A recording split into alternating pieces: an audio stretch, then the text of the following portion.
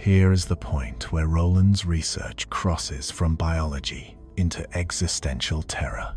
Parasites don't just influence the body, they influence identity. Once you understand how deeply they can embed themselves into human physiology, a darker realization follows. They can embed themselves into human behavior. This is where people feel the intrusion most clearly. Not in the gut, not in the bloodstream, but in the mind. Parasites manipulate neurotransmitters, releasing chemicals that tilt emotion, warp logic, and distort appetite. You think you want sugar, but the organism wants sugar. You think you're craving alcohol, but the organism uses alcohol to sedate your immunity. You think the depression came out of nowhere, but the parasite thrives when your vibration drops. And so a quiet question begins to surface in millions of people, usually at their lowest point. Why do I keep doing things I don't want to do? Modern psychology calls this self-sabotage. Rowland reframed it as biological sabotage. Because when a parasite alters your dopamine cycle, the desire feels real. When it disrupts your serotonin, the hopelessness feels real. When it interferes with your adrenal system, the panic feels real. You feel it in your bones, your thoughts, your impulses, unaware that these sensations have a source.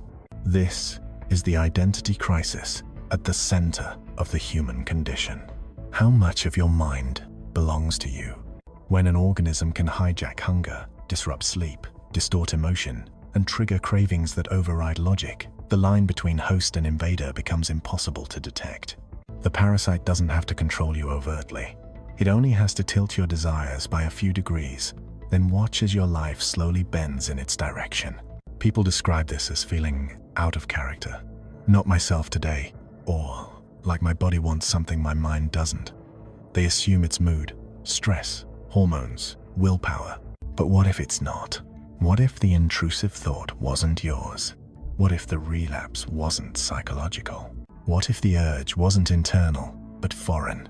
This is why ancient cultures describe possession not as dramatic supernatural takeover, but as subtle behavioral deviation, a whisper, a craving, a shift in personality. Parasites don't roar, they nudge.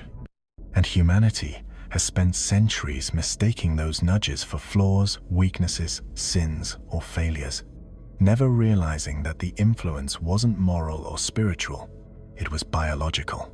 By the time Rowland finished mapping the hidden ecosystem inside the human body, one truth stood out above every symptom, every illness, every craving, every behavioral distortion.